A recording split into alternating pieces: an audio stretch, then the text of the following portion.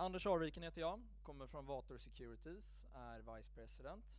Idag har vi ett biosimilar-event tillsammans med XBrane, Biopharma. Och XBrane är ju idag den enda nordiska exponeringen mot biosimilarer publikt sett ute på listorna. Och därför tycker vi att det är intressant att komma ut och berätta om vad bolaget gör, vad bolaget är på väg. De har en ledande kandidat just nu som heter Xlucane som är på väg in i fas 3.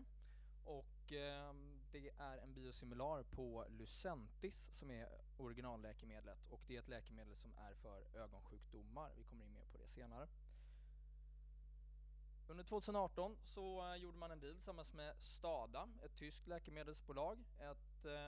Ett utvecklingsprojekt där också kommersialisering av biosimilaren kommer att ingå. Och i samband med det här så har vi bjudit in Manfred och Laszlo, 2 stycken experter inom sina områden biosimilarer i Manfreds fall och ögonsjukdomar inom Laszlos fall då. Manfred har varit med och plockat fram 2 biosimilarer som gått till marknad. Han har varit med i utvecklingen av ungefär 30-40 stycken biosimilarer. Och Laszlo, han har varit med och utvecklat Lucentis som är originalläkemedlet som Xlucane går mot. Han har också varit med i 3 ytterligare ögonsjukdomsbiosimilarer. 2018 så fick även XBrane in Anders Tullgren i styrelsen, vilket vi tycker är väldigt intressant. Och jag kommer lämna över till Anders Tullgren som får ta över här och nu. Och vi har en agenda framför oss som består av att Anders Tullgren kommer berätta lite. Därefter så kommer Manfred få berätta om biosimilarer. Laszlo kommer berätta om biosimilarer inom ögonsjukdomar. Och därefter så kommer vd Martin Åmark att ge en liten uppdatering om bolaget. Sen kör vi Q&A, så om ni har några korta frågor kan ni ta det under tiden. Annars så sparar de till Q&A-sektionen. Så att, Anders Tullgren. Tack Anders. Så mitt namn är Anders Tullgren och jag är styrelseordförande i XBrane sedan ett år tillbaka. Och jag har jobbat inom läkemedelsindustrin i Sverige och internationellt i mer än 30 år. Jag började min karriär här i Sverige. Jag är apotekare och har sedan läst marknadsföring och ekonomi på INSEAD i Frankrike. Och började med läkemedelsutveckling med regulatory kliniska prövningar på Boehringer Ingelheim. Jobbade sen på Astra innan mergen och 1996 så började jag på Bristol Myers Squibb, ett av de ledande amerikanska bolagen. Och där var jag i 20 år. Jag jobbade i USA, jag var vd i Sverige, Tyskland. Hade en stor del av Europa som jag var ansvarig för och i min sista roll så var jag president för den interkontinentala regionen med ungefär 30 miljarder svenska kronor i omsättning. Och lanserade under alla de här åren ungefär 20-tal nya produkter och 10 av dem var då biologiska produkter. Och det är ju det vi pratar om idag. Det är ju då produkter som är så att säga kopior men inte riktigt av biologiska läkemedel, man kallar biosimilarer. Så när man har de vanliga små kemiska molekylerna så kan man ju göra en generika, man kan göra en exakt kopia av samma kemiska substans. När man talar om de biologiska läkemedlen så kan man ju göra någonting som är liknande, en similar, en biosimilar. Och det där är lite mer svårt, man behöver göra mer forskning och man behöver också göra en konfirmerande klinisk prövning i fas 3 för att se att man har samma säkerhet och effekt som originalprodukten. Och de första biosimilarerna kom för ungefär 10 år sedan och sedan har det dröjt lite grann, men nu ser vi, och vi kommer höra det idag, att nu är det många nya godkännande av biosimilarer. Och den här delen av läkemedelssegmentet är det segmentet som man ser kommer att växa mest i de närmsta 5-10 åren med ungefär en 30% i ökning i försäljningen per år. Så det är en väldigt attraktiv marknad att vara i. Men det är också en marknad där man måste vara duktig, man måste kunna göra analys, man måste kunna göra allt det som behövs för att ta fram en biosimilar. Och när jag blev tillfrågad då för ett år sedan, jag jobbar nu som internationell styrelseproffs, jag sitter i 5 olika styrelser i olika delar av världen, jag är rådgivare åt också sådana private equity och som biotechföretag. Och när jag blev tillfrågad då förra året om jag ville gå in på XBrane så ska jag vara riktigt ärlig så kände jag inte till bolaget. Och det var för mig, när jag började titta på det, ett bolag som jobbar inom generika och biosimilarer, och jag var lite oklar. Men ju mer jag gick in och tittade på det här, jag såg teamet bakom, managementteamet, styrelsen, så tänkte jag att här finns det en stor potential. Och vi jobbade också genom en ny strategisk plan där vi då vill bli en av de ledande biosimilarbolagen i världen. Så en väldigt klar positionering av XBrane, och det är dit vi vill gå. Och det tror jag är ganska viktigt, för att många har nog hört om XBrane tidigare och kanske hört om andra saker, men det är riktigt det här med biosimilarer. Och då är det så att vi har en produkt, Xlucane, där vi nu går in i en fas 3-studie inom den närmsta månaden. Och vad vi gjorde förra året var, precis som Anders sa, att vi skrev ett väldigt viktigt avtal med Stada. Stada är ett av de största tyska generika biosimilarbolagen med 10 000 anställda. Och de valde att skriva ett development-program med XBrane. Och för mig så var det en väldigt viktig kvalitetsstämpel på de sakerna vi har gjort. Så vi står för utvecklingen av Xlucane tillsammans med Stada, och de kommer stå för den kommersiella delen. Och varför är det viktigt att ha sånt här avtal tidigt? Det är det att under den tiden man gör fas 3 så måste vi jobba mot marknaden för att förstå market access, reimbursement, vilken prisnivå, hur vi går in i de olika marknaderna. Och det här är ju det som då Stada gör, som har en kommersiell organisation, men har också lanserat biosimilarer. Så vi vet vad vi är duktiga på, och vi hittar en bra partner att jobba med. Så där ser vi en stor potential.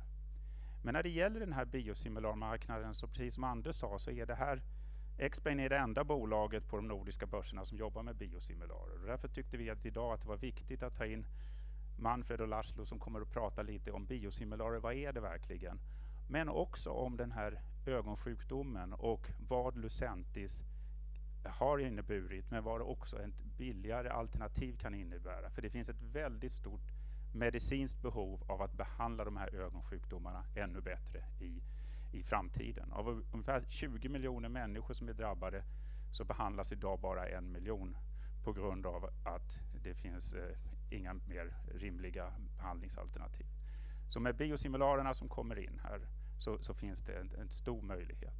Det andra som är väldigt viktigt är också det att det är bara 3 företag som jobbar med biosimilarer på just Lucentis, så att det är ett begränsat antal produkter som kommer att komma ut på marknaden där. Så att jag hoppas att efter Manfred och Laszlo så kommer Martin, som är vår VD, att prata mer om företaget, och sen har vi också en Q&A när vi har några frågor som kommer. So with that short introduction, I will leave it over to you, Manfred, to give us a little bit more of insights into the biosimilar markets and what's happening there. So the floor is over to you, Manfred. Thank you, Anders.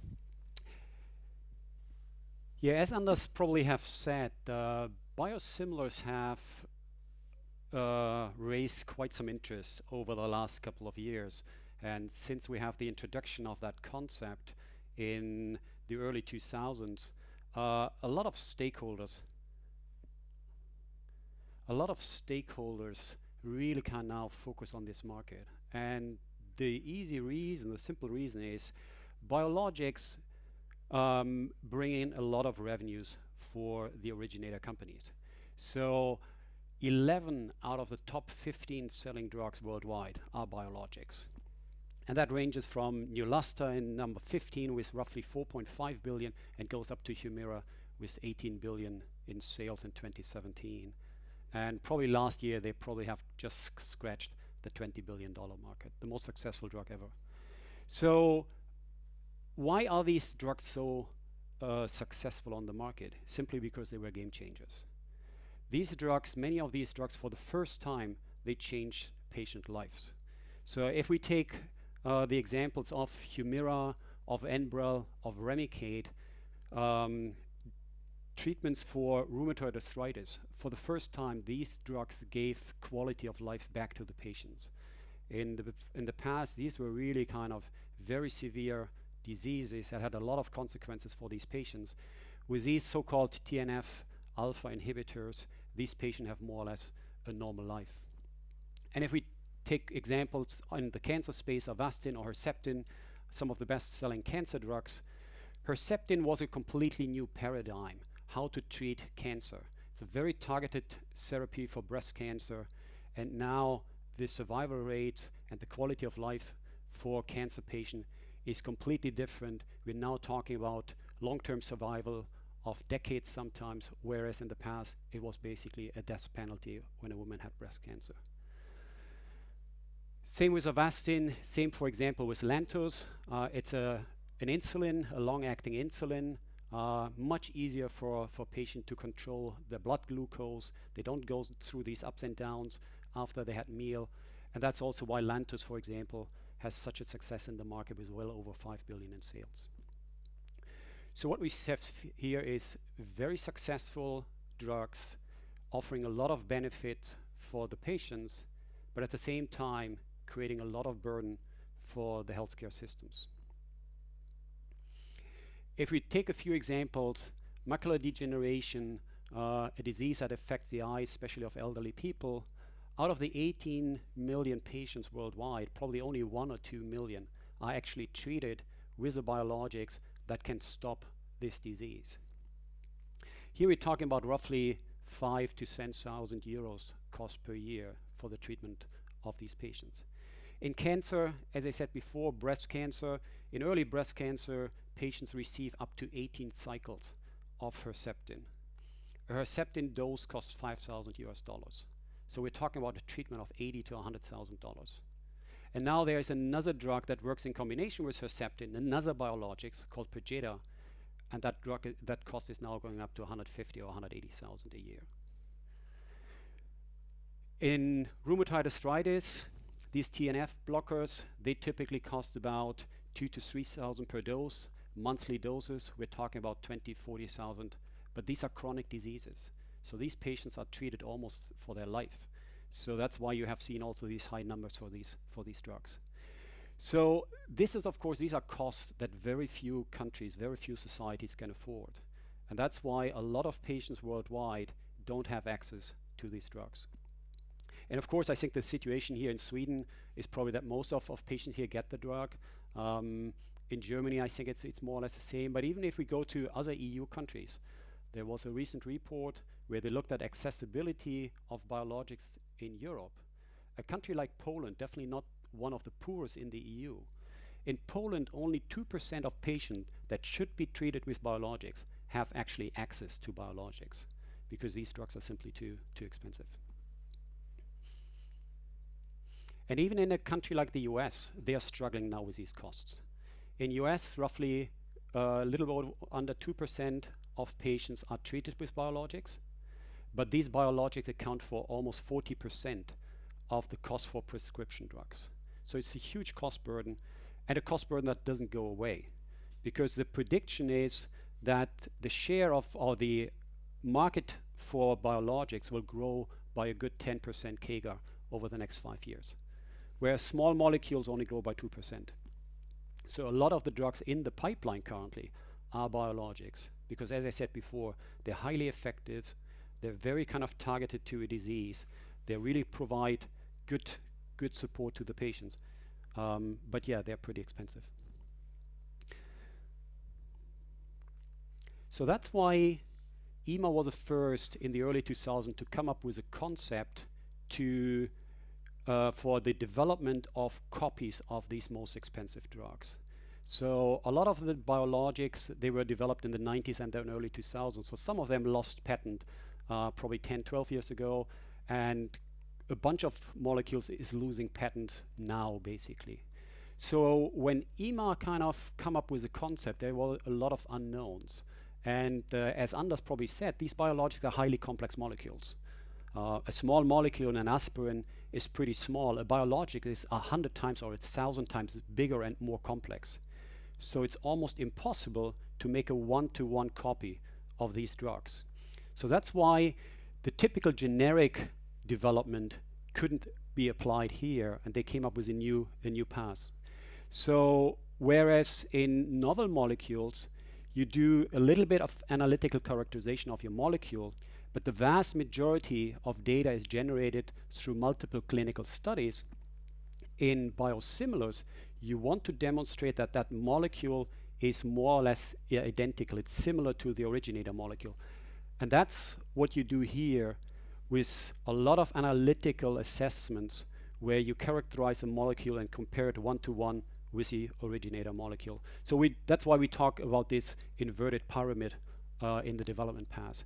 So here, you generate an awful lot of data, and basically then you do a little bit of preclinical animal trials. But at this stage, when you reach into the clinic, you know more or less quite well that you have a very solid biosimilar at hand that will succeed in the future trials. And this is basically where XBrane is at the moment. They have done all these tests and are moving now into the clinic. Development costs of novel molecules, there are various figures. I think there are various papers from the Tufts Center, and I think you can argue about the numbers, but I think it's now common sense that you can probably spend roughly 1 billion if you develop a new drug, including the failure cost. And it takes probably closer to 12 or 13 years until that drug finally hits the market. In biosimilars, it's still quite some effort, and you probably spend 50 to 100 million, and it takes you 5 to 7 years. But there's one major difference between the development of a novel molecule and a biosimilar is simply the failure rate in biosimilar is close to 0. In novel molecules, it's only 1 molecule out of 10 that reach the clinic actually makes it to the market. So in that clinical development program, you lose over 90% of your potential assets. In biosimilar development, since you do this very thorough characterization on an analytical basis, it's probably well over 95%, and we only have seen a failure rate of roughly 3% in phase 3. So once you have done this, your path is more or less predicted to success. And there's only, I think, one case where EMA rejected the molecule based on data. And that's a funny case because actually the data looked good, but EMA didn't trust the company that the molecule where they generated the data is actually the molecule that they will finally sell.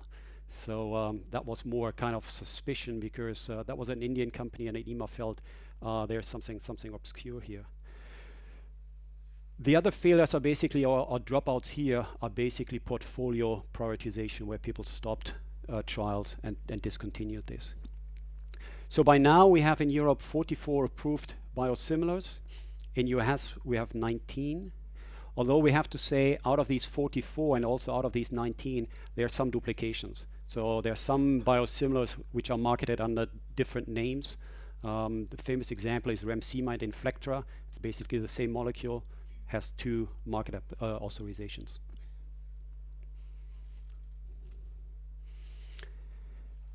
I mentioned it before, there was that first wave of biosimilars, relatively simple protein drugs, Genotropin, Neupogen, and Epogen. They hit the market in the mid-2000s. The good thing here, we have learned quite a bit from the launch of these products. And now, since probably 2-3 years, we see more products coming to the European market in particular. And in US only we have a handful of product in the market. So the US market is still in the infancy.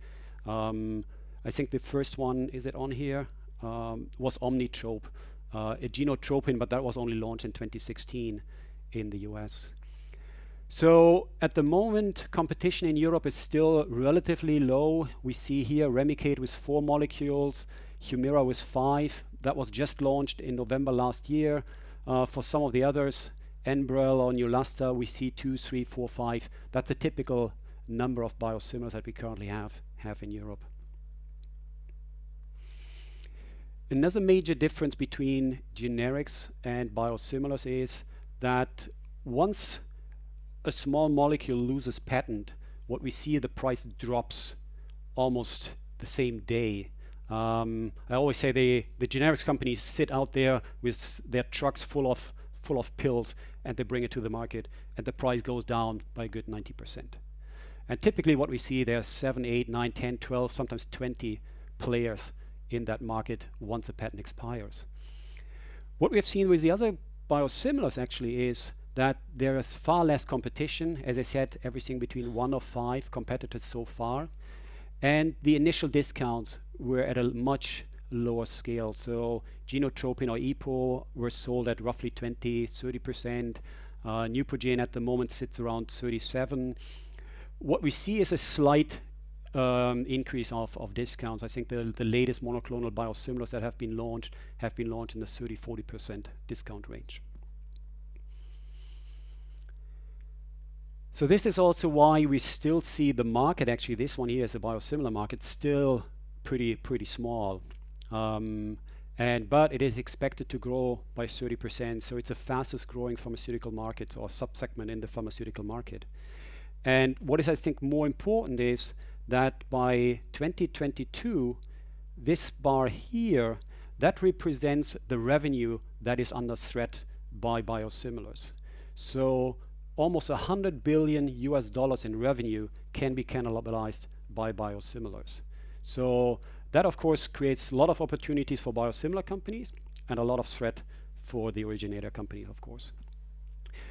What we also see in Europe is, as I said before, here 2011, you see it's almost non-existent, the market.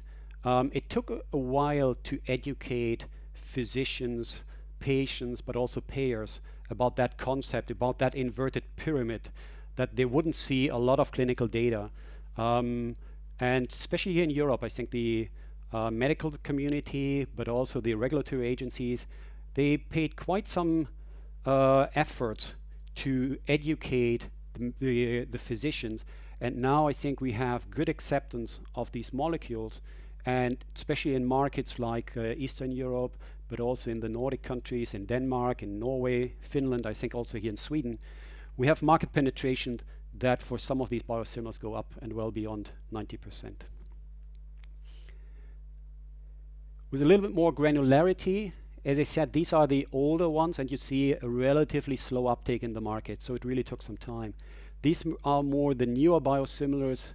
Here what we see within 2-3 years, the biosimilar typically overtake the originator molecule. And this is the latest entry, rituximab. This is, I think, not actually a year, but only 6 months. Now we have 18 months data, and in most markets within 18 months, the UK, Netherlands, Germany, the rituximab biosimilar has already reached 50% market share. So a typical pattern is, yes, the initial discounts might be slightly higher, but the market conversion is much more rapid than what we have seen here in the past. So there's a market conversion, there's a price reduction, but at the same time there's a volume increase. And I think I mentioned it before, not a lot of patients have access, even kind of in developed countries have access. So there were restrictions which patient get this, when and for how long, for how many doses. So what we have seen is with Remicade, one of the first monoclonal antibody biosimilars. Since the biosimilar was introduced in late 2014, the volume of doses went up by 37%. Remicade is a relatively old drug, and there are a lot of other drugs that basically could replace Remicade. But still, once it was introduced, we've seen a very nice uptick in volume, much faster than it was in the 4 years before. And that is mainly contributed to this 50% of the biosimilars, because now the society doesn't have to pay this high cost and more people can afford it. There's an interesting quote from the commissioner from the NHS, the National Health Service in the UK, and they basically say, we expect in the future we can probably treat 50% more patients at half the cost. So what we'll definitely see is broader access to patients. And I think this is also something where the biosimilars have to come up with some smart ideas, how to not make it just kind of a price reduction business. And especially in the UK, there are very interesting models where the savings by the drug costs are given to the hospitals. And for example, there's a famous example where a hospital, by switching to the biosimilar, I think they're saving a couple of £100,000 per year. But what they do actually, for that money, they have hired 9 nurses. So the savings directly provide a benefit to the patient and to that hospital. And I think this is crucial because it actually raises the quality of the service to the patient and also make the life of the physician more easy. Of course, the originator companies, they try to defend their turf. Some of them have upgraded their molecule. So the Neupogen from Amgen, a couple of years later, when it was clear that Neupogen will lose a patent, they have basically modified the molecule, added something so that the half-life of that drug is longer in the body, and they created Neulasta, and Neulasta basically expanded their franchise another 10, 12 years. Now Neulasta is coming under pressure because we'll see the first biosimilars for Neulasta as well. Roche went the way that they said, hey, we'll change the formulation of our drugs. Herceptin is typically an intravenously administered drug. They have now created a subcutaneous formulation where the injection only takes a few minutes versus 60 minutes. But at the same time, Herceptin is typically given in combination with chemotherapy, and chemotherapy is intravenously administered. So the benefit of having a subcutaneous drug when the rest is given IV is probably not that great. We also see defending biosimilars by a patent strategy, and whoever has followed Humira knows that AbbVie probably have spent more money on lawyers than they did on R&D. People say there are 250 plus patents around Humira. So this is really kind of a minefield. And now in Europe, we have the first 5 Humira biosimilars on the market, and each of them is paying royalties to AbbVie because AbbVie has sued each of them on some of the sub-patents that they have. But that's a very unique situation. That doesn't apply to any other molecule. So Humira, as I said before, a $20 billion franchise, they really kind of fought hard to keep this under their belt. A very interesting case is also what we have in terms of reformulation. We even have now the first biosimilar developer, Celltrion, developing a subcutaneous formulation for infliximab. The originator infliximab is an IV drug. Celltrion is now, they have an IV biosimilar, and they're also now developing a subcutaneous biosimilar. So here we see for the first time that a first entry biosimilar developer tries to defend the 50% market share that I've shown before. So who are the players? I mentioned already a few names. What we see is companies, mid-sized companies in emerging countries like Celltrion, like Samsung Bioepis. Biocon is a mid-sized Indian company. And especially in Europe and the US, we see smaller companies really kind of coming up with some unique techniques, some unique capabilities, focusing on biosimilars, and these companies typically partner, like Formycon, Momenta, Coherus, and XBrane, of course. We have some traditional generics players in that field. Teva was one of the first, although Teva probably is a little bit shaky with all the changes that they had and there's internal issues.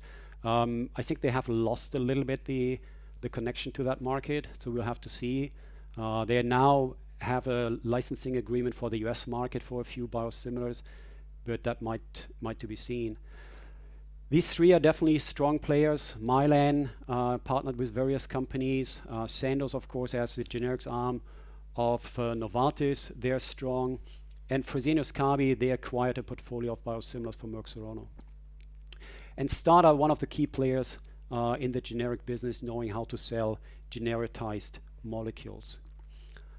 For Sandoz, it might be also interesting to see they just kind of sold their US small molecule generic business because they said that's an area where we're just competing on price, and that's not a profitable business. They said we will basically use these proceeds and fund our biosimilar pipeline because this is something where we still see some areas of differentiation and we see higher margin and the pure play generics. So they really kind of made a conscious decision to stay in that market. And then you have here some of the innovators like Amgen, Boehringer, Pfizer, Merck. Here I have a little bit of a question mark if they will be there in 5 to 10 years still. We see already that Boehringer has reduced his effort, Pfizer has reduced the effort, Merck has partnered with Samsung. And Amgen, of course, they have a strategy basically that they use the biosimilar to complement novel molecules. So Amgen, for example, they own Xgeva and Neulasta, two of the main drugs in breast cancer, and now they're adding a biosimilar Herceptin that they basically can really kind of round their offering in breast cancer. So they come from a different angle. But as I said, let's see how they proceed. So I think the future business model will be innovative, smaller companies being agile, bringing these market to the clinic, and then partnering with stronger sales outlets. So keys for success, as I said, you need to understand your right capabilities and then pick the right products.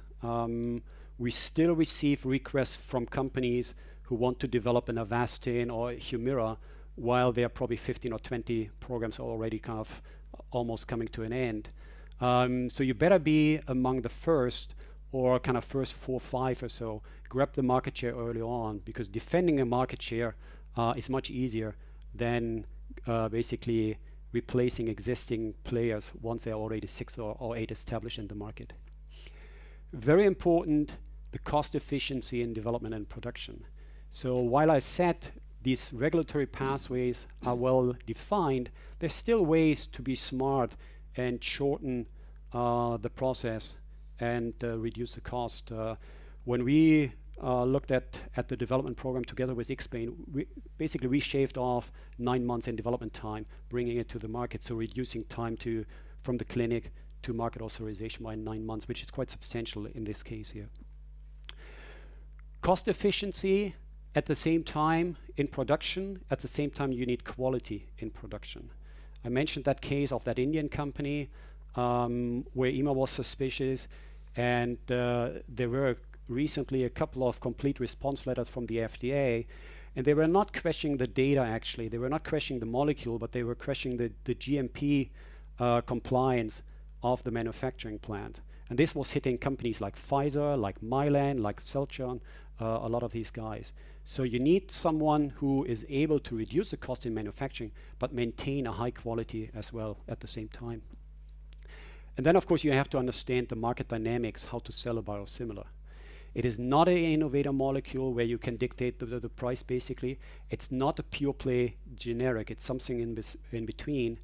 But you have to understand this, and I think this is important, that either you build it by yourself or you find the right partner, especially coming more from a genericized mindset, but understanding the subtle differences in the European countries, but also in the various states in the US. So once you have these 4, I think you have a pretty successful franchise. So in summary, yes, biologics are expensive. They're very successful, but they're also providing great benefits to the patients. The biosimilar are really a means to reduce that cost burden for the healthcare system, and it is one of the fastest growing subsegments in pharmaceuticals with 30% per year. Once you have done all your analytical comparison, success rate moving forward a biosimilar from phase 3 into market approval is well over 90%. And these drugs are well accepted, especially in Europe, but also now in Asia. And I think in US, we are now moving there, and we see the first high uptakes in the US as well. It's pretty active deal landscape. As I said, innovative, agile companies, stronger players with the muscles to sell these drugs. And we've seen all kinds of deals here. And of course, as a company, you have to have this focus on being first, being fast, being cost effective, and partnering right, and understand your strengths and the partner's strengths. And with this, I will close here. I think we will have time for Q&A towards the end. Or, yeah, and then I will hand over to Laszlo. Okay. Thank you.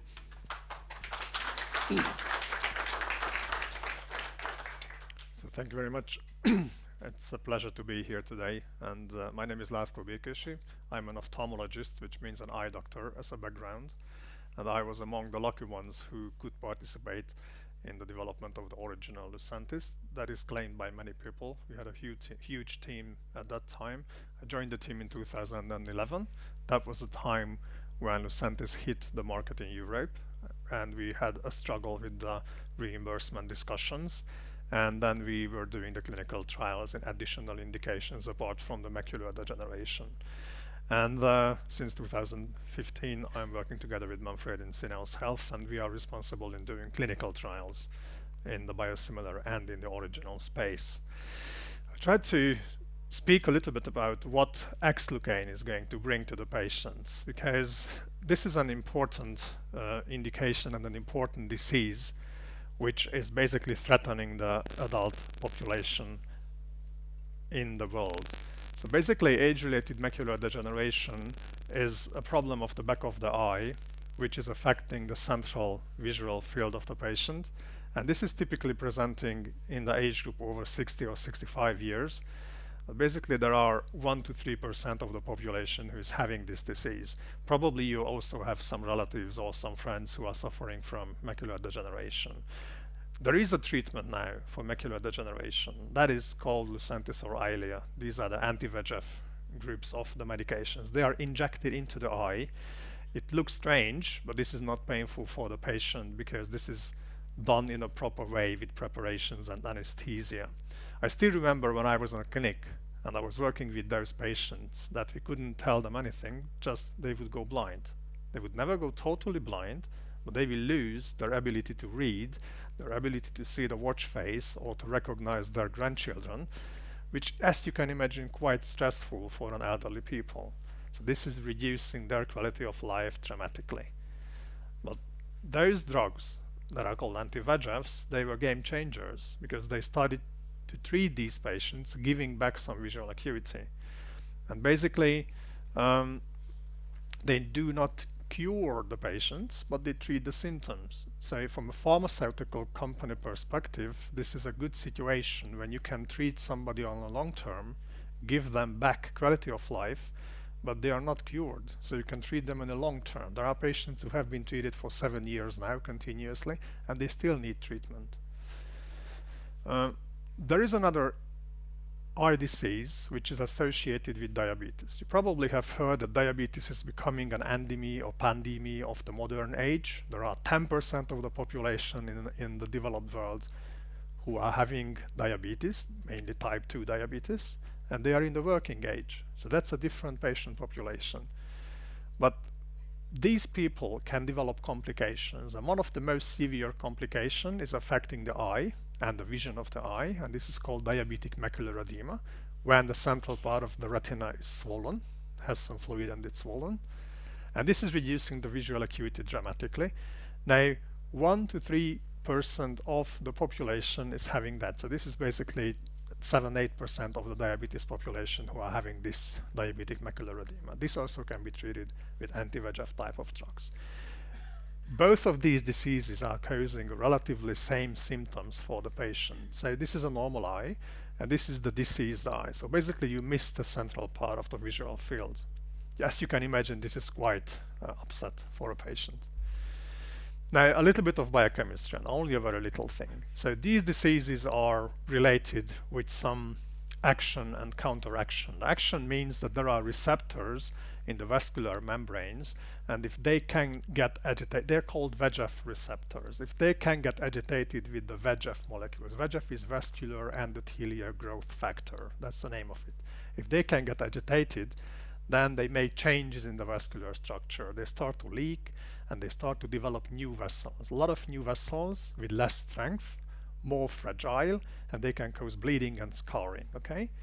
But if you block the VEGF molecules, mainly VEGF-A, there are, as I said, many VEGF types, but if you block VEGF-A, then you can basically stop the disease progression. You cannot cure the patient, but you can stop the progression. This is important.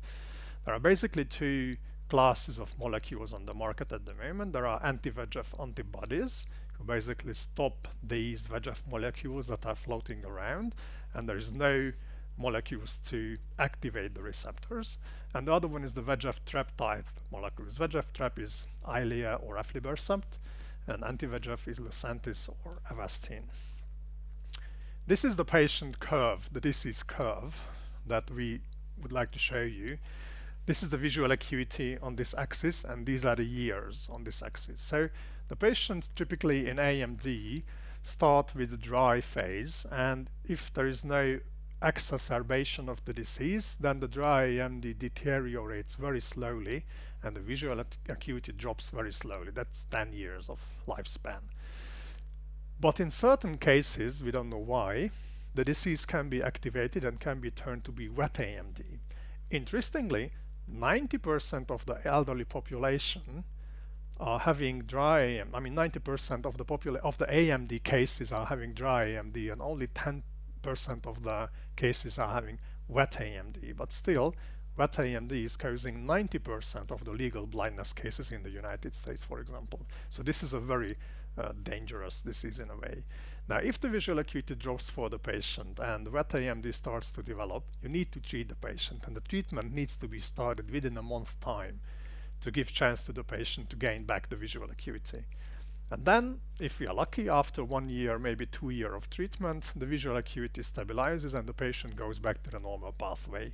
But in quite a few cases, the disease reactivates and the patient needs more treatment. Now, this is the curve where our patients are navigating through: reactivation, treatments, then reactivation, then settles down and then stays, but then comes the second eye.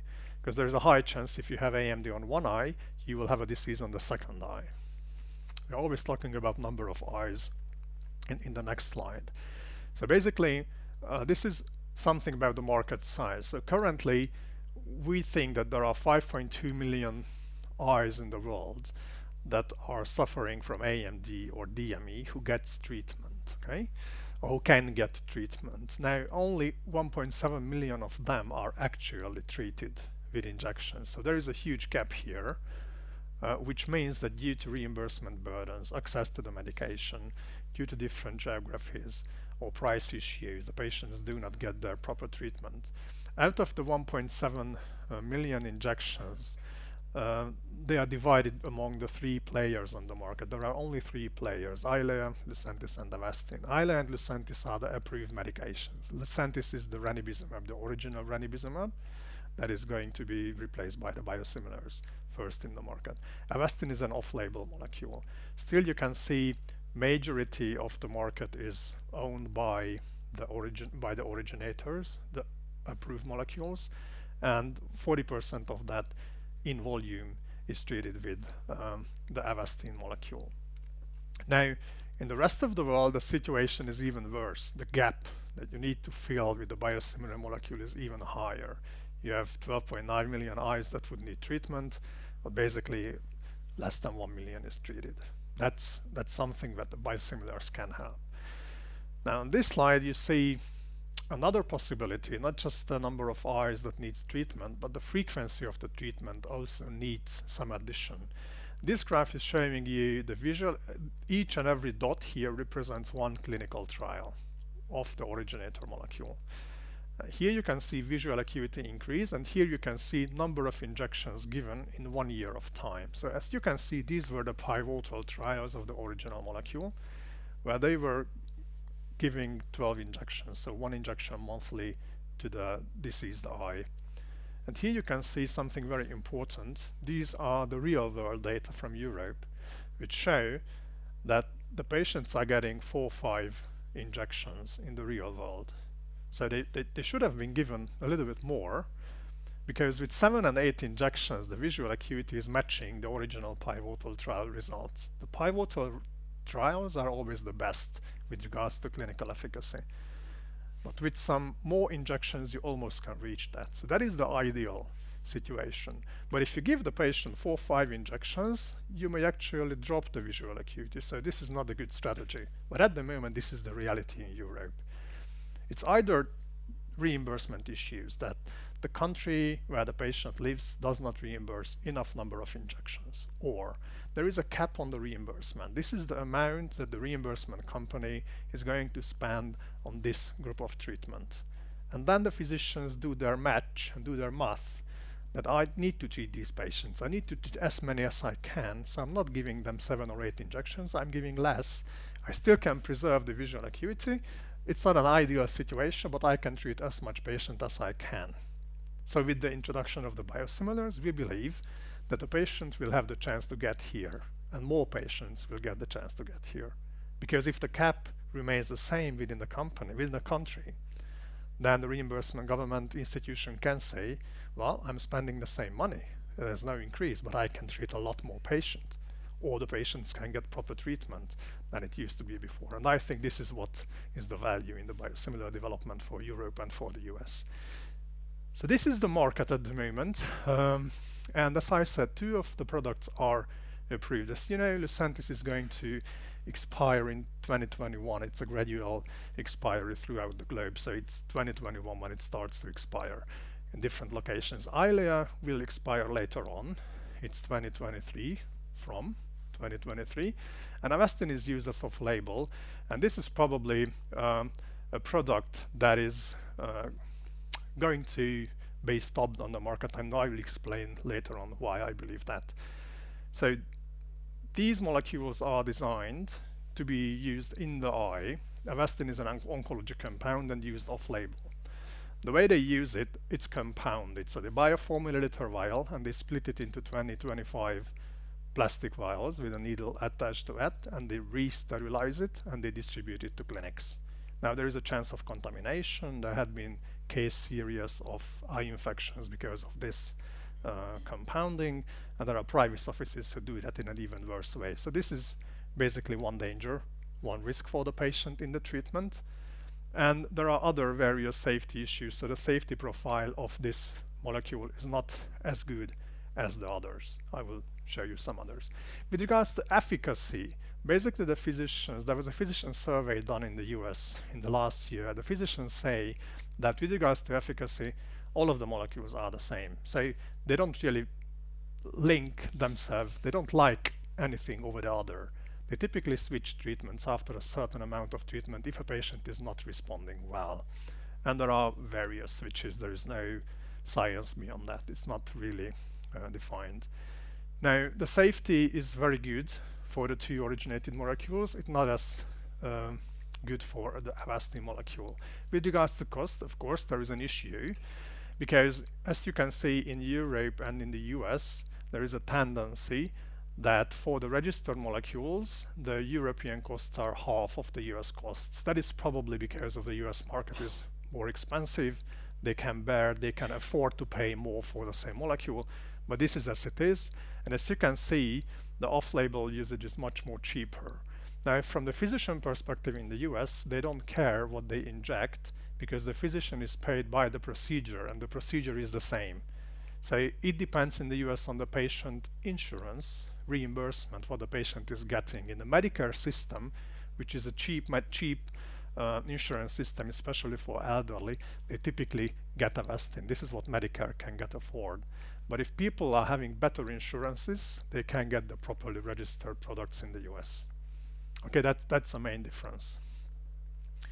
Now, still very interesting, this market is blooming since the beginning, since it started, and it still can show you a double-digit increase, which is amazing if you think that Lucentis is going to expire in 2 years' time. So you still can see an increase in the Lucentis market share, which is almost 9%. But basically this is due to the emerging markets, because Lucentis has been approved in China earlier than Eylea. So this is bringing them some market share. And these are the registered products only.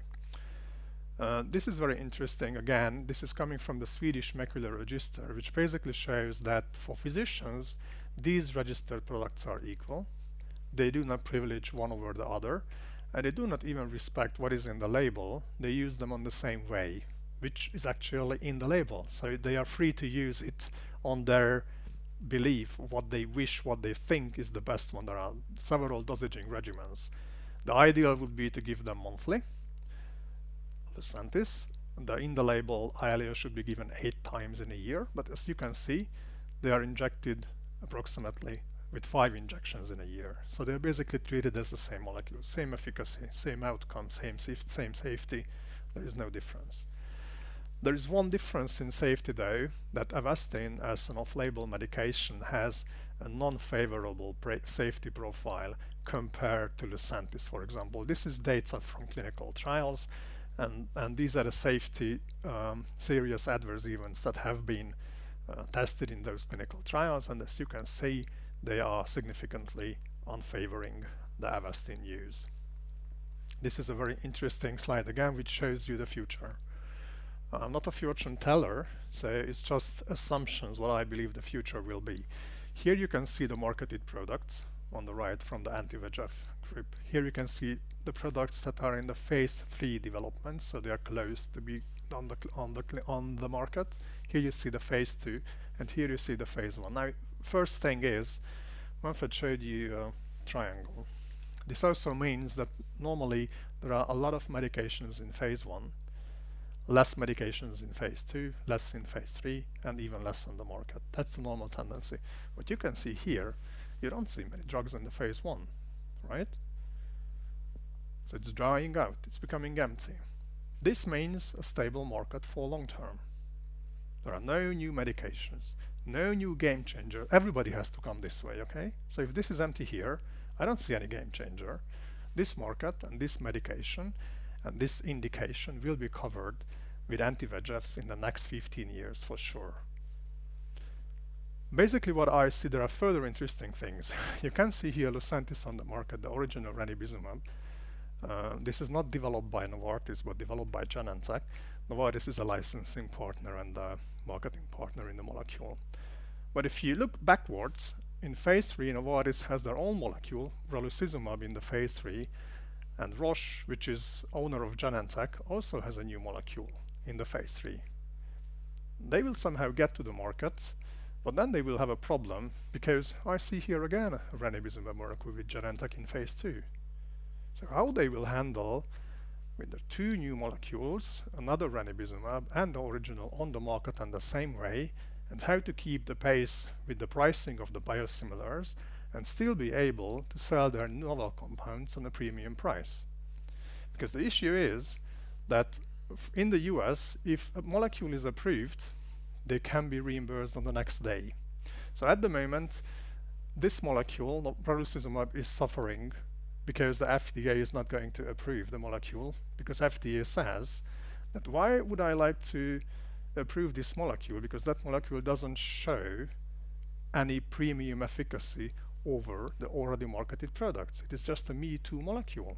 So why would we need another molecule on the market on a premium price? The other thing is that abicipar has published their data last year, October, and there are some safety questions. So this is not as safe as the others on the market. Roche is doing an interesting development with a bispecific molecule. They're targeting 2 targets in the AMD group, but actually those 2 targets have been tried with other companies in other combination therapies, and all of them failed. So this is a question mark. Combercept is a Chinese molecule. It's on the market in China, and it's doing a clinical program in the next 5 years. So this is going to be a long run. And here you can see the ranibizumab molecules, Exlucane, Samsung Bioepis, and Formicon Bioec. We don't know much about those trials, if they have finished. Probably yes, we don't know, it's not published. The Exlucane clinical trial is on the run at the moment and expected to get the first patient in March or early April. They will get into the market for sure, because if as Manfred said, if the analytical is very safe and you have the same molecule, why would you fail in the clinics? So they will go into the market for sure. So we will have a market when Lucentis starts to expire with a few original old molecules, 3 additional biosimilars, and the market is increasing. That will be a very interesting game. If you make the market to be 10 billion and you have 6 players and you give equal shares, it's over 1 billion for one. And that's a likelihood. You still hear aflibercept, which is in the phase 3 at the moment.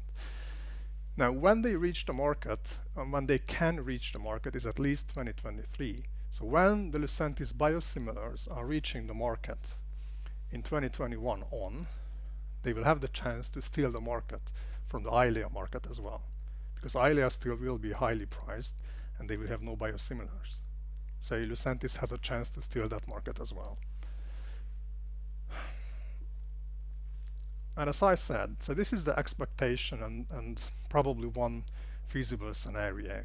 So the anti-VEGF market, as it is now, it's 9 billion euros. It's going to increase over 10 billion euros. Because we talk about Europe and US at the moment, and we are not really calculating on the rest of the world, which is a huge part of the world where we live. We see that there are volumes which are going to influence the market positively, which means we will have increasing number of patients, which is basically coming from the better access to the drug. We see that the doses will go up, and this is only we're talking about AMD, and there are the DME. DME is basically not reimbursed anywhere in Europe. There are severe caps.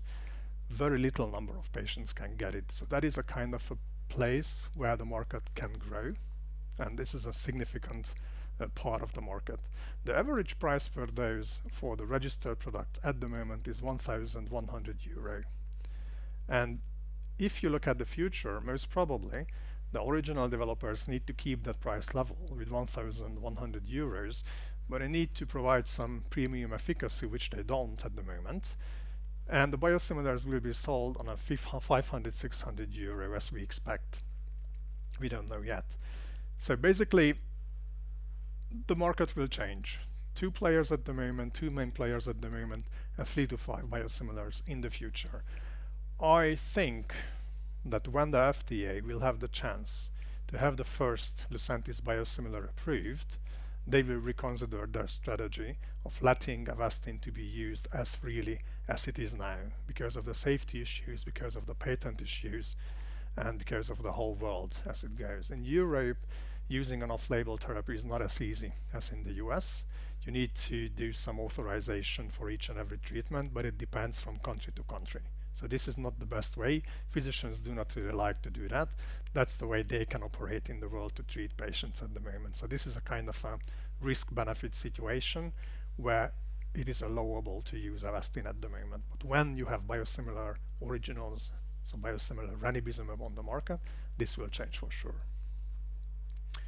So as a summary, I'd like to let you know that, as I've discussed, the VEGF-A inhibitors revolutionized the market and the treatment for eye disorders. They basically created a new world in ophthalmology. It's called medical retina, that never existed before.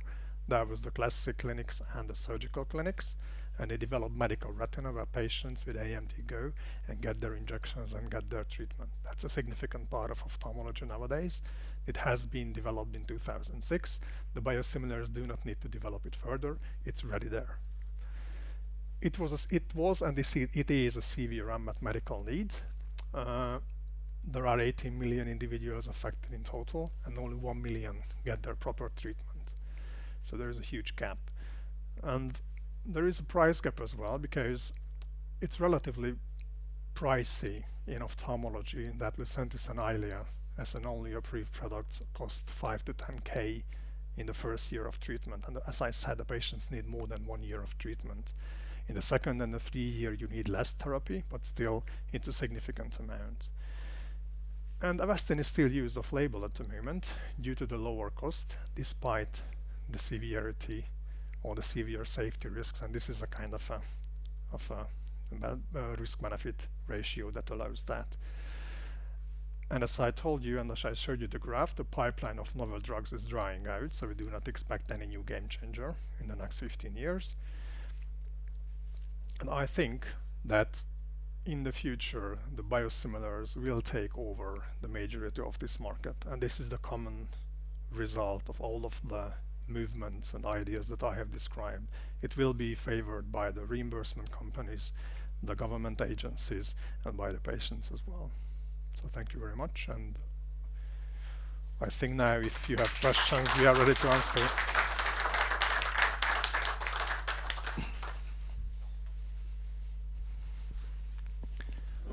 No, not yet.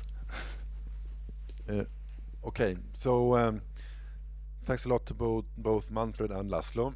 And I'm going to provide an update on XBrane and try to connect a little bit to what Manfred and Laszlo has talked about today. So, because as you all know, XBrane is engaged in development of biosimilars, and I think Manfred depicted a very good picture of the biosimilar market, and we find this to be a very attractive market to be in.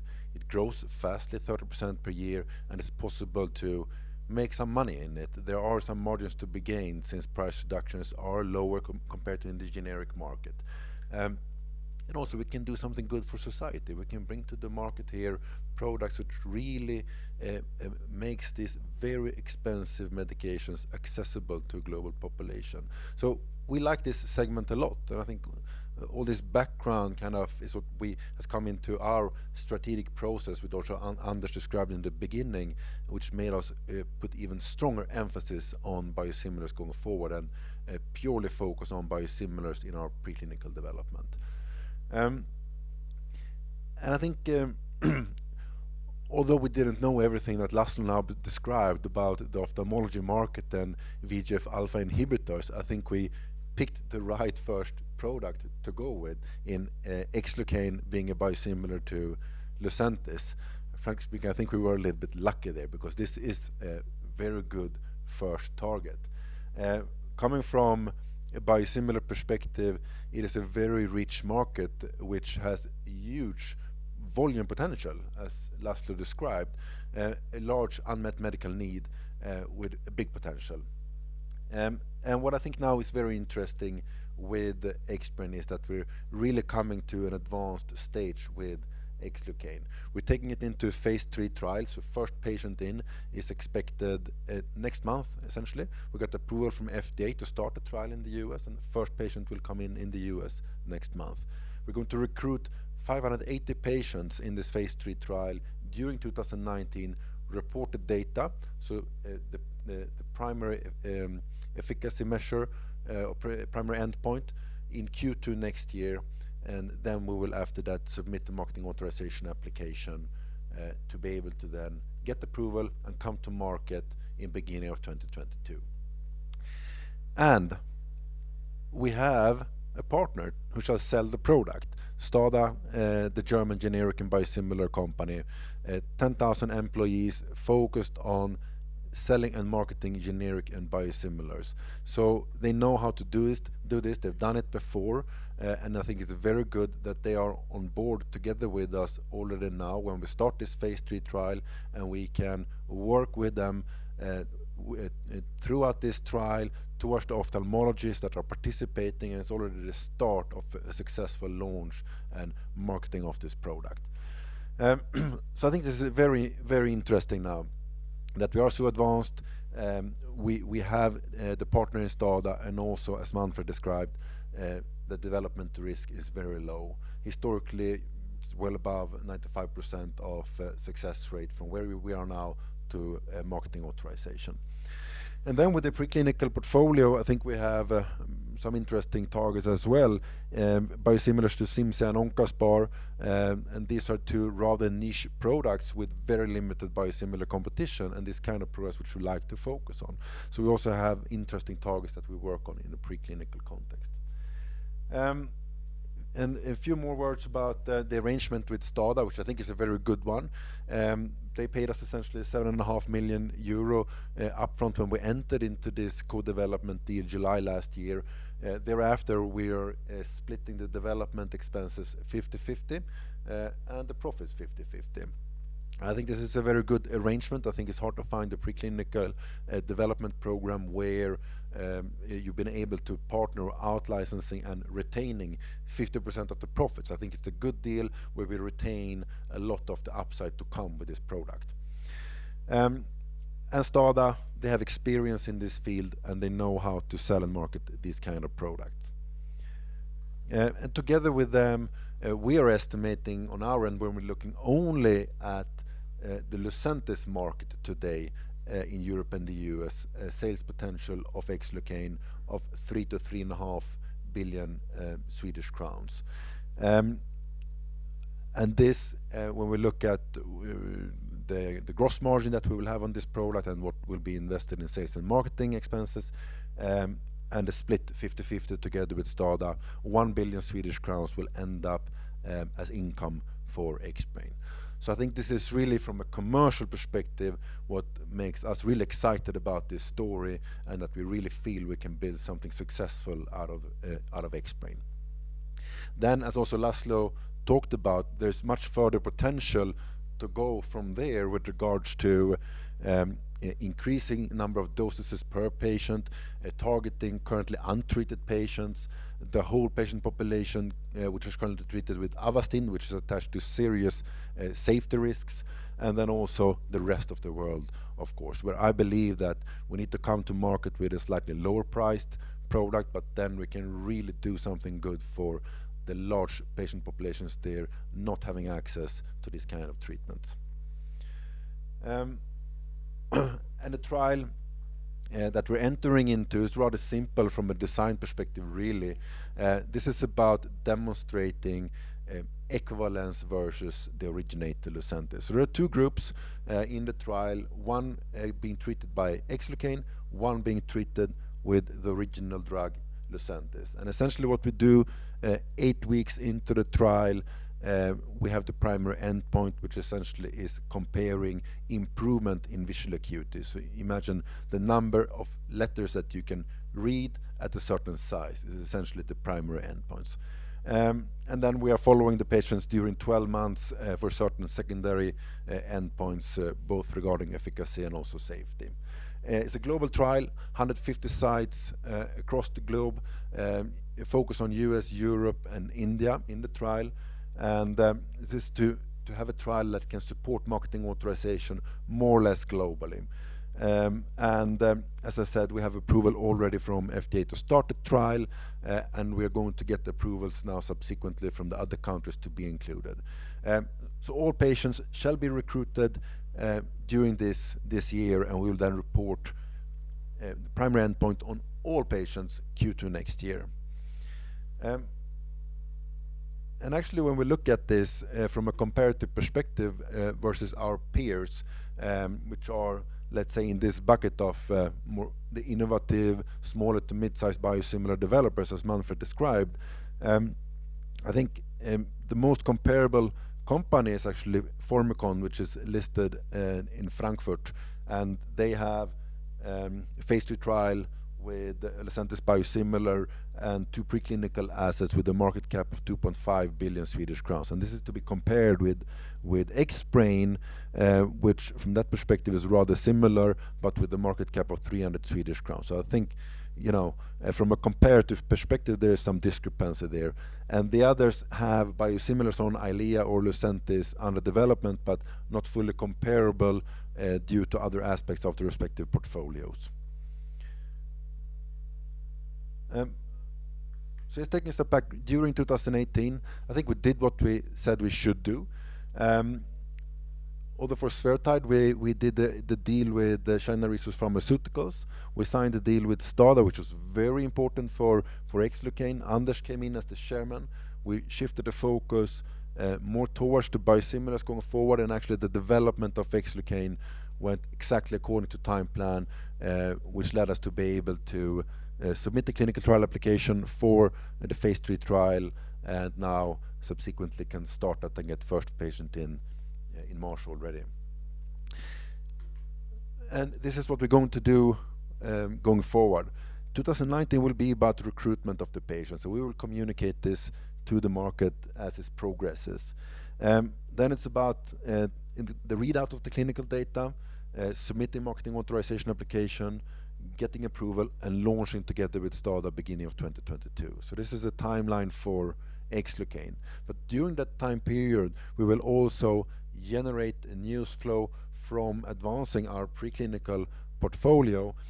With Spherotide, we still shall tie up a European partner and get into phase 3 trial also with that product, targeting marketing authorization both in Europe and China, the main market for that product. And advancing our preclinical assets along the same lines we did with Xlucane. So doing the preclinical work, scaling up to commercial scale, before we go into clinic, tie up a commercialization partner. So I think we will have a healthy news flow also from the preclinical portfolio here. Okay, to wrap this up and to summarize regarding XBrane, key thing now is about the phase 3 trial for Xlucane, and the low risk we have in development from this point onwards to marketing authorization, that we have a commercialization partner in place in STADA for Xlucane, and the estimated sales potential of 3 to 3.5 billion Swedish crowns, out of which 1 billion Swedish crowns would end up as income for XBrane, given the 50-50 split of profits. And then also the advancements that we will do of the preclinical portfolio, which also will generate a news flow. Okay, so with that, I want to thank you all for listening. I want to thank Manfred and Laszlo, and I want to open up for questions from the audience, essentially.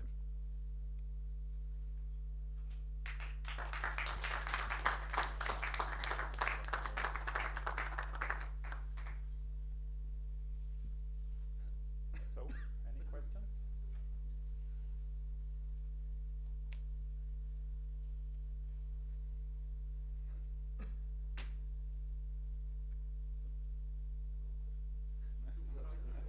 All crystal clear. Yeah.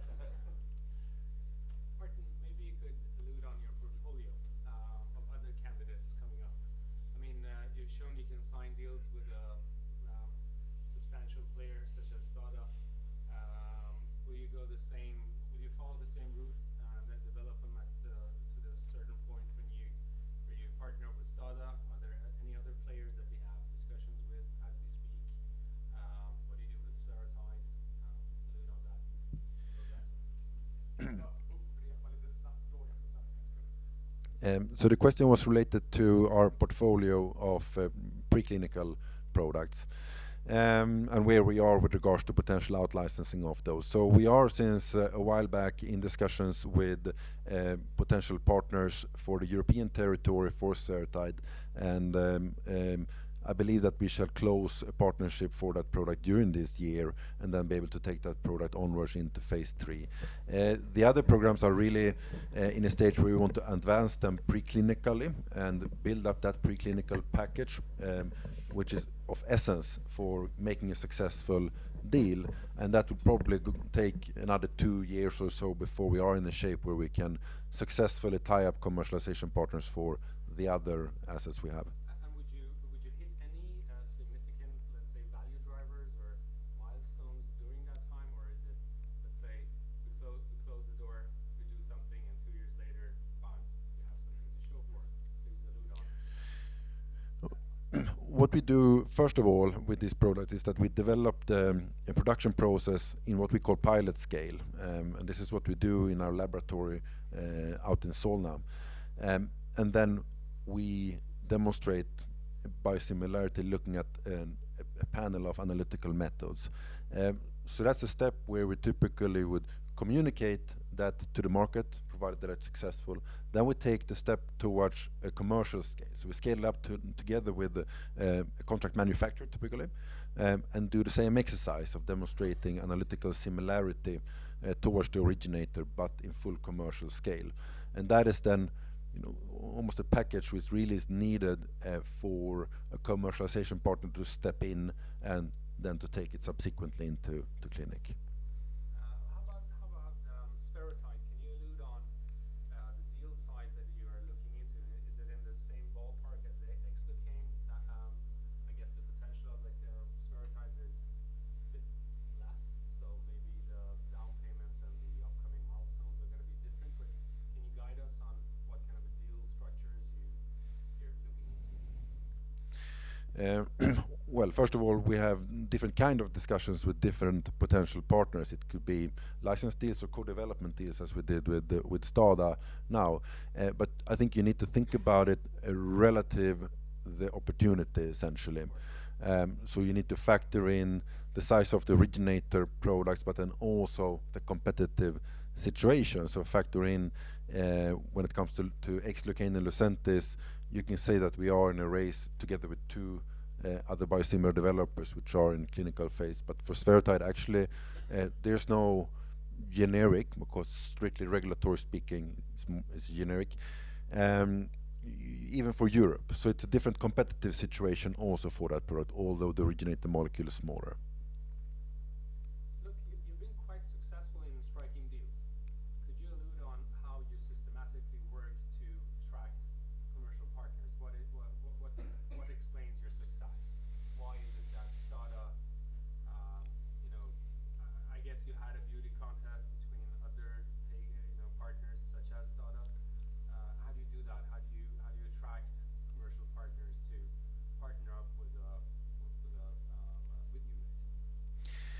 Um, well, first of all, it's about getting in contact with the kind of partners that we would like to partner with, and for that purpose we go to all kinds of different conferences to meet with the right companies. But then when we have initiated the contact, it's quite a long process actually. And I think actually for Stada, it took 2 years from the time we met them the first time until we finalized the deal. So these are rather long processes where the typically are multiple companies involved, of course, but they also like to follow the program for some time. They don't like to shoot on a dead target. They want to, shoot on a moving target. So you need to be progressing. What is the target? That must be data.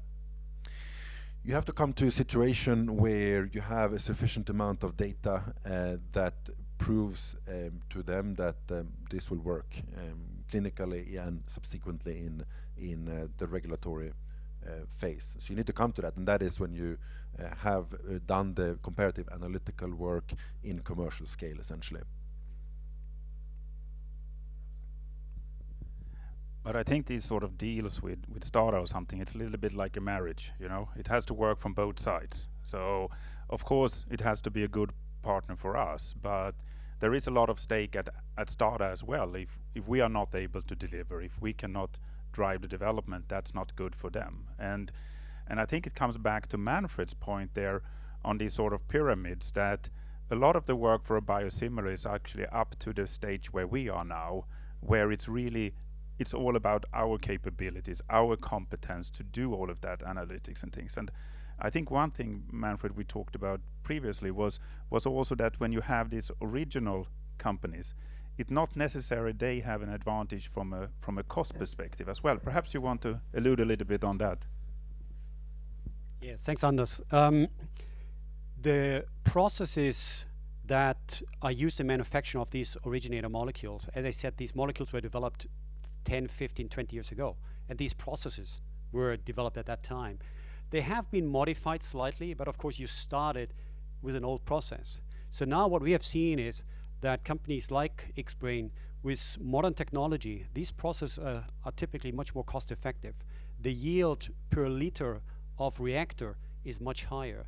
So most of the biosimilar developers that we talk to have much lower cost of goods in their manufacturing compared to the originator developers. So that's key, I think, when you want to be successful in the future. You have to have that modern process technology that you apply to your biosimilar. And maybe to allude what you said before, when companies like Stada look at you, you said it's a moving target. I think what you need is, you need to show that you understand the way to market authorization. So you have to have a good plan, good clear milestone that you want to achieve. And I think, Martin, you have demonstrated it over the last couple of years. You're achieving this milestone, and that gives the confidence from companies like Stada to say, hey, yes, the guys promised that they achieve it by that time, and they do it by that time. And I think this is also where I think we are now helping XBrane to achieve these next milestones. And I think the first one will be the first patient in, that is expected in March, that we will hitting in a few weeks from now.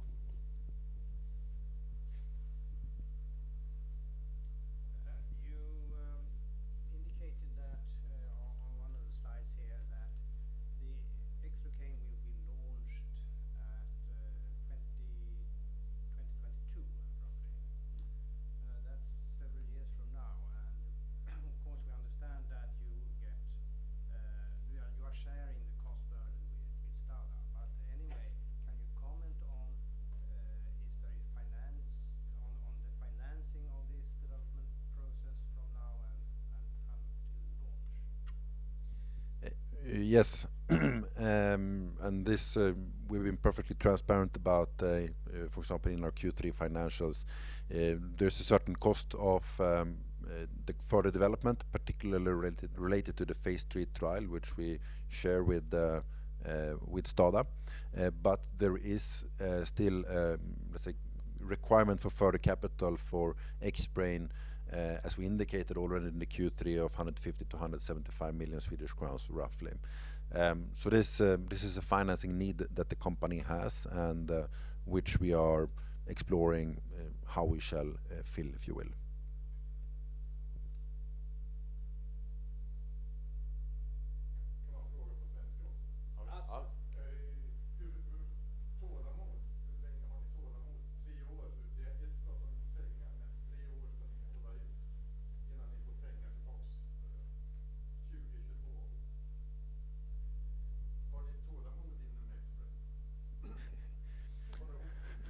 Menar du individuellt eller menar du?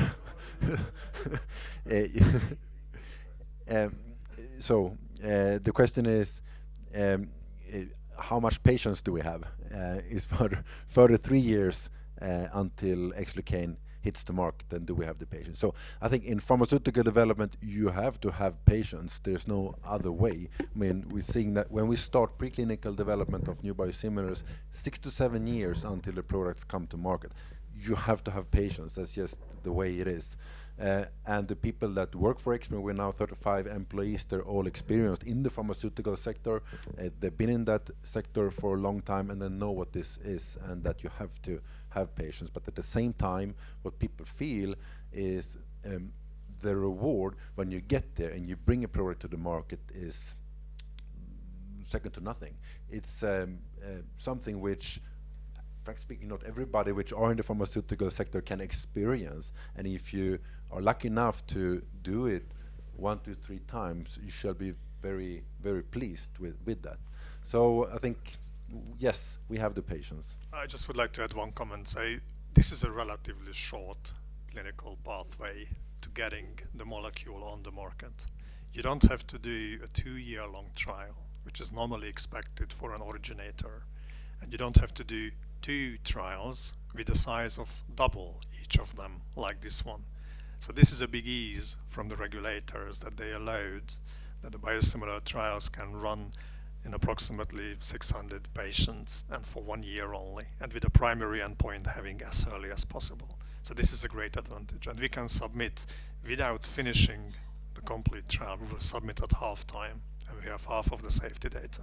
And since the marketing approval process lasts for 1 year, we will submit additional data during the process, and that is possible. So I can reassure you that this is the most effective timeline that can be imagined in this kind of development. What about the time between submission and you start selling? How much time do you give FDA to? After the next day. Well, those processes are very structured and dictated in time. So for EMA, it's roughly a year, 12 months, and FDA even 8 months from the day you submit until an approval, if everything goes according to the clock. But basically, when it is approved in the US, the next day it can be solved. It's just different in Europe. Yeah, I think we also have to keep in mind that the day of product launch for Xlucane in Europe is basically the day of patent expiration of Lucentis. So the plan is that within Europe, at least, we're hitting the market once the patent expiring. That really XBrane is basically among that first 2 or 3 that will hit the market. US, the patent will expire next year, and no one is ready at that time. So we'll have to see how the other 2 competitors, when they are ready in the US. But patent expiration in US will not see competition right at that day. It will come over time.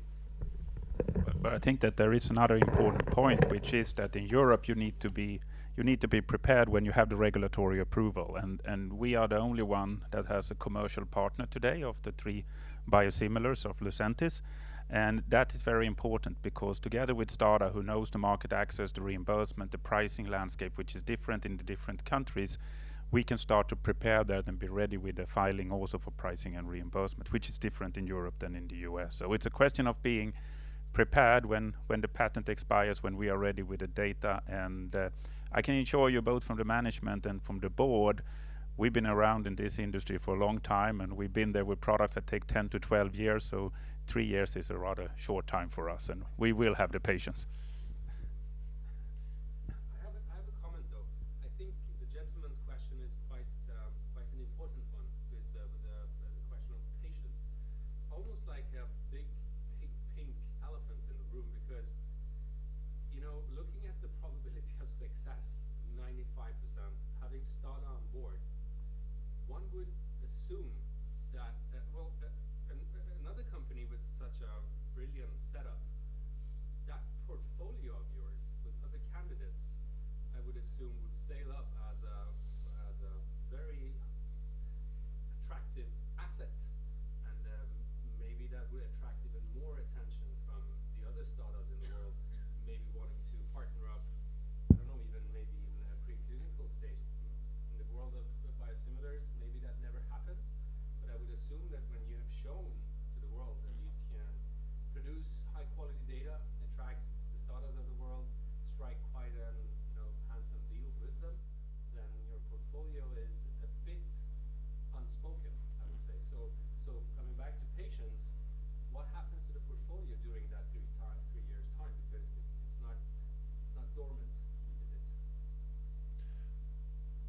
No, definitely not. I mean, and that's what I think we try to show on one of these pages, that during that time period, Serotype already this year we shall take into phase 3 trial. But for the other preclinical biosimilars, at least one of them shall be in clinic in 3 years' time. I mean, definitely.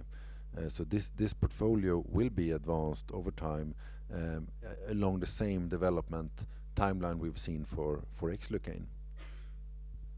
And I think when we looked back last year, when we looked at our new strategic plan for the company and the strategic direction for the company, one of the things there that we're really thinking about and working on is to accelerate the pipeline of new biosimilars. So I mean, that's a strategic, very important. But it is of course a proof of the concept that we have the STADA deal and Xlucane, and we need to do that. But with that, we also have the confidence that we can do it again, and we will do it again. So that's another strategic direction of accelerating in that. And we need to be able to have the ability to do that while not losing the focus on delivering on the Xlucane. So we need to be able to do both, and I feel confident that we can do that.